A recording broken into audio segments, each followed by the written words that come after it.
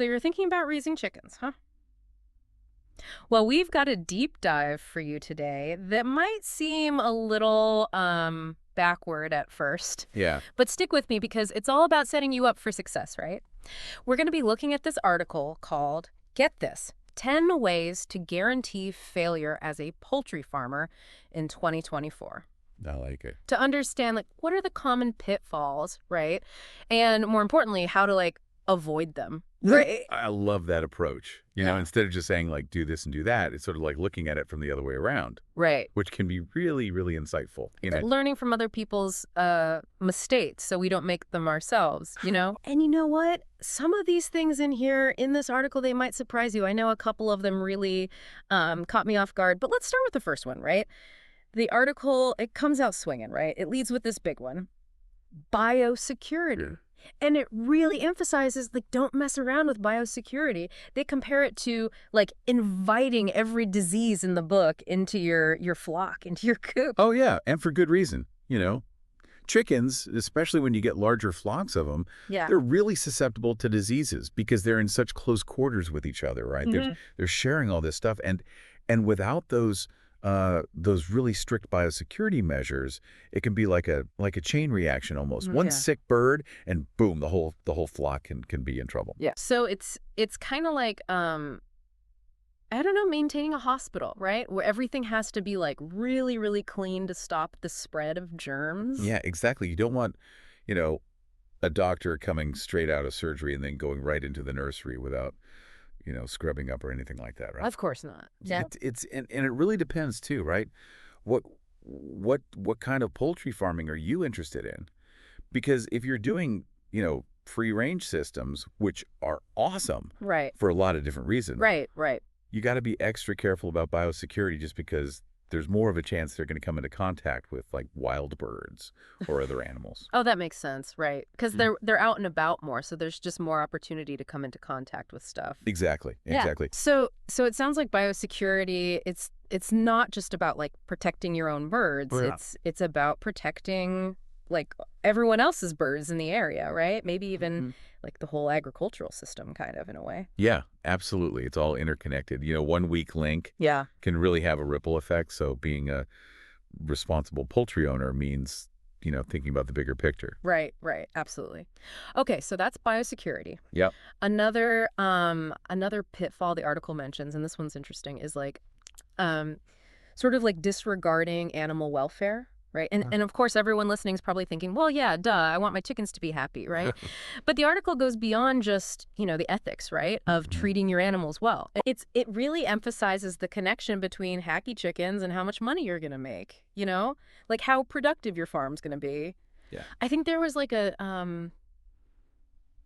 think I was reading like a study a while back that found that like stressed out chickens just don't lay as many eggs, It's true. And stressed out birds, just like stressed out people, they get sick more easily too. Right. So if you think about it from a practical point of view, happy birds equal a healthy and productive flock. It just makes sense, right? It's like you can't argue with that. You can't. And so then the question becomes like, how do you make sure your chickens are living their best life? Right. Right. Because, happy chickens, that sounds great. Right. But what does that actually mean, right? Yeah. Like, what are we talking about, Yeah. The article mentions, like, overcrowding, for example. Right. Yeah. As a big stressor for birds. Good time. So how much space do they need? Like, how do you know if your coop is too small or what? So overcrowding's a huge one. Think about Oh. it, right? You're crammed into a tiny apartment with like 20 other roommates. I mean, you'd be stressed out too, right? For sure. And it's the same, it's the same for chickens. So how much space is enough space?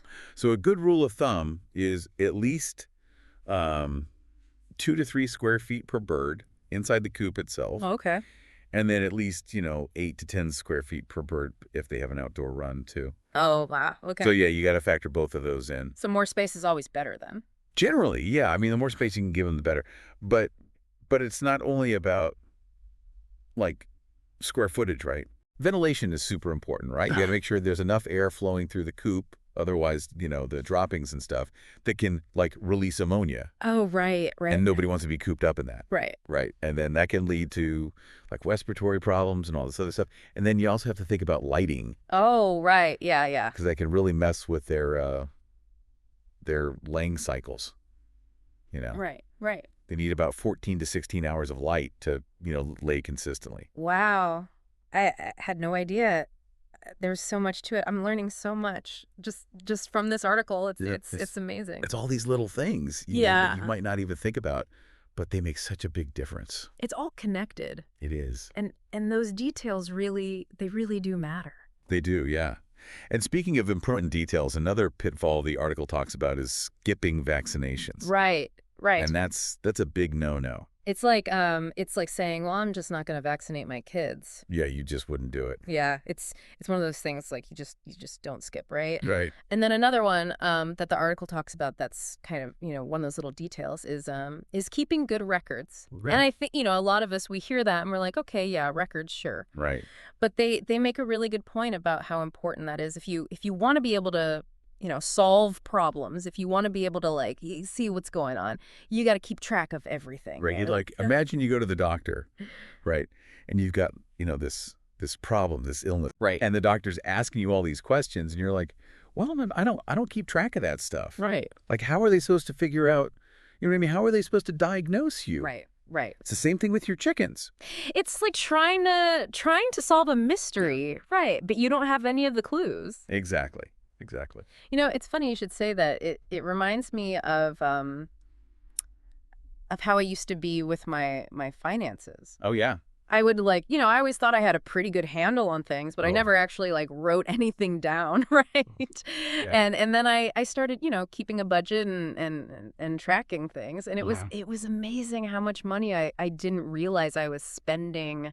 Oh, I bet. Yeah. It's amazing. Like, once you start actually keeping track of things, like you see these patterns, Yeah. and you can, like, catch things early. Yeah. So it's like if you notice that, your chicken's water consumption has suddenly dropped, Right. that could be a sign that something's up, Right. right? But if you're not keeping track of that, you're not going to notice it. Right. You wouldn't know, right? Exactly. And so those records, it's almost like your detective kit, right? Totally. To like help you solve problems before they become big problems. 100%. And speaking of things that can become big problems, the article then talks about what they call the domino effect of feed management, water, and pest control. Right. Like if one of those things goes south, the Yeah. other two are probably going to follow, right? That's all connected. It's all part of the same, system, right? Yep, exactly. So let's break those down a little bit, right? Yeah. Let's start with feed management.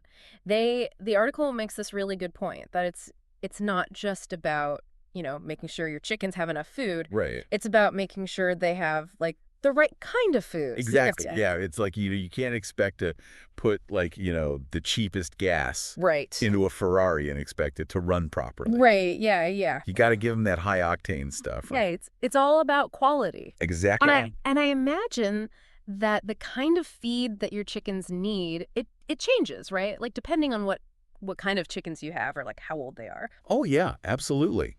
Yeah. I mean, you got to think about, like, their breed, their age, whether they're laying eggs or not, even like the climate they're in. Oh, wow. Okay. All those things make a difference. So it's worth like doing your research, Right. like really understanding what your birds need. Absolutely, yeah. Talk to, maybe a poultry nutritionist Okay. or something like that. It's worth it. Like a specialist, right? Exactly. Think of it as an investment. Right. You Yeah. know, you invest in good feed, you're going to get, more eggs, you're going to have healthier birds. Right. Right. So it's worth it in the long run. Yeah, it's that old saying, right? Like you get out what you put in, and so that's feed it.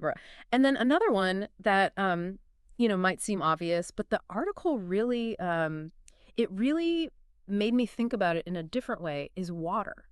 Right. And I'll admit, when I first read that, I was like, okay, water. Yeah, of course they need water. Right.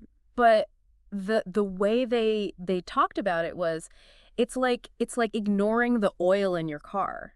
Right. Yeah. It's essential. It keeps the whole system running. 100%. Yeah. And it can be easy to overlook. Right. Okay, right. Because it seems so simple. Right. But just like with the feed, it's not just about, making sure there's enough water, it's got to be clean. Right. Chickens can be messy. Oh, I bet. Yeah. And if their water gets contaminated, I mean, that's a recipe for disaster. Yeah, because then they're basically drinking, whatever's in that water, Exactly, yeah. which could be, all sorts of nasty stuff. All sorts of bacteria, parasites, all that stuff. The article mentioned waterborne diseases, and I have to admit I'm a little curious. Feels Like, good. what are we talking about here? Well, so, there's things like Salmonella, Okay. E. coli. There are parasites like Coccidia, which are, not fun. Right. And then even something as simple as like algae. Oh, wow. If you've got like, stagnant water sitting out in the sun, algae can grow in there. Right. And that can make your chickens sick too. Really? I had no idea. Yeah, so you got to be really careful. So it's really about like constantly refreshing their water, making sure it's clean. Yeah. Clean those waterers out regularly. Okay. Make sure they've got access to fresh, clean water all the time. Got it. And it all ties back to biosecurity. Right. It's all connected. Because if that water's not clean, then you're basically like undoing all the hard work you've done to Yes. keep everything else clean, right? Exactly. So we've got the feed, we've got the water, and then the last one in this little trifecta of potential problems is pest control. Right. And that's another one where, you see it and you're like, okay, yeah, pests. Nobody wants rats in their coop. Right. But it's bigger than that, right? It's way bigger than that. I mean, Yeah. you've got to think about it almost like you're waging war against these things. Right. Right. You've got to be like 2 steps ahead of them all the time. Because they're sneaky. They're sneaky. They're gonna find a way in if you give them an inch, right? Oh, absolutely. You give them an inch, they'll take a mile. So how do you even begin to like tackle that? So it starts with making your coop like Fort Knox. Okay. Right? Like you don't want to make it easy for these critters to get in there. Right. So that means, making sure there are no gaps or holes in your coop, Right. making sure your doors close properly, all that kind of stuff. So it's really about like thinking like a rodent. Right. Exactly.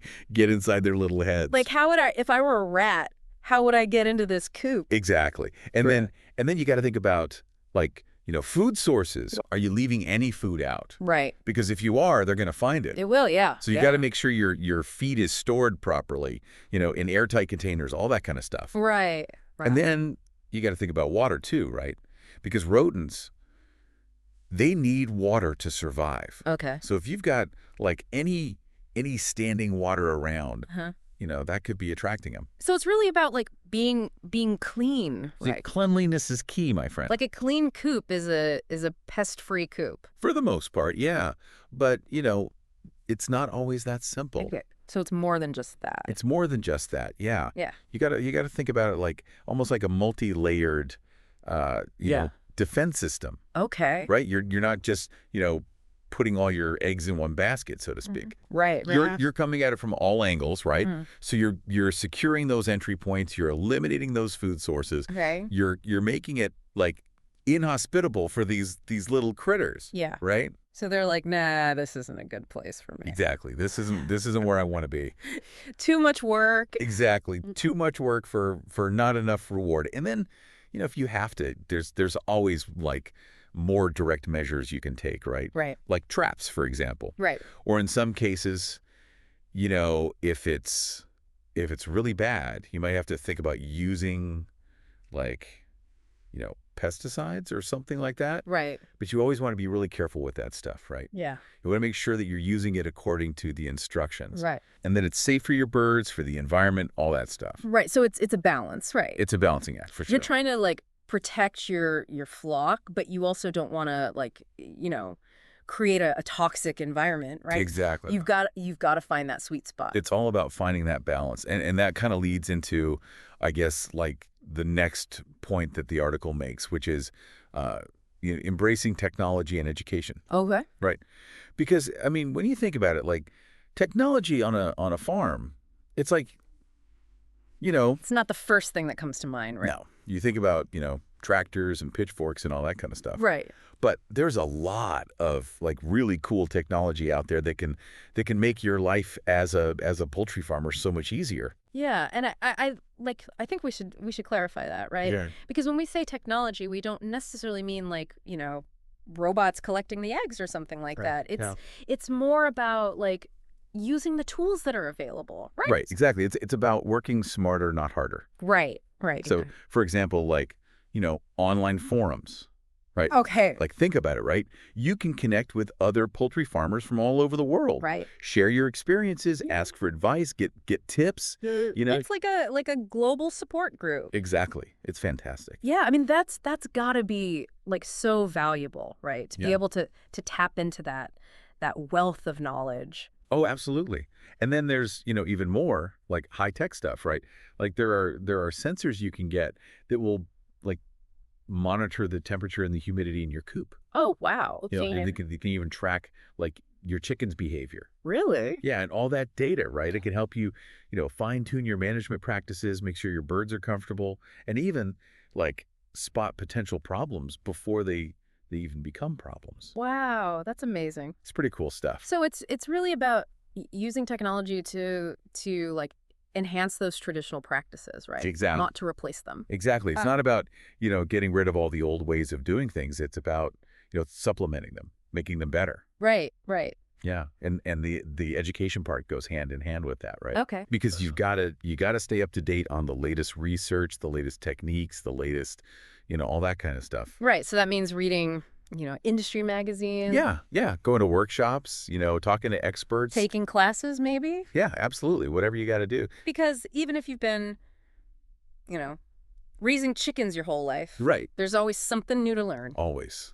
Always. The poultry world is constantly evolving. Yeah, it's not a set it and forget it kind of thing, right? No, not at all. You gotta stay on top of it. You do, you do. And speaking of things you got to stay on top of, we can't end this deep dive without talking about, Right. the financial side of things. Right, right. Because this article, I mean, they don't sugarcoat it. They're like, if you're not careful with your money, you're going to fail.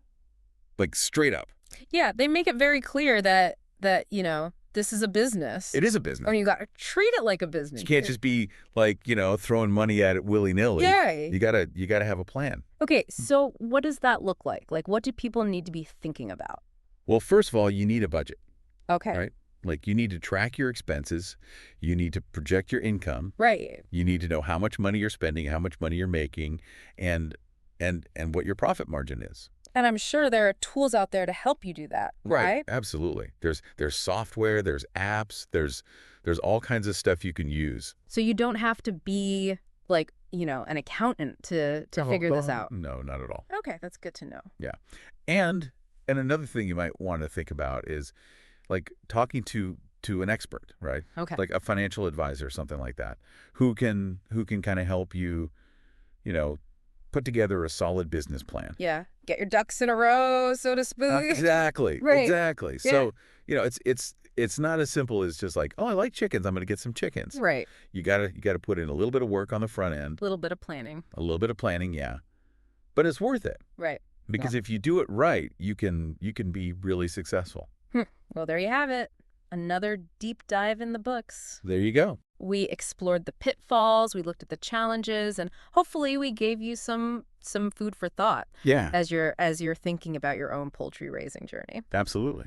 So until next time, happy chickening, everyone.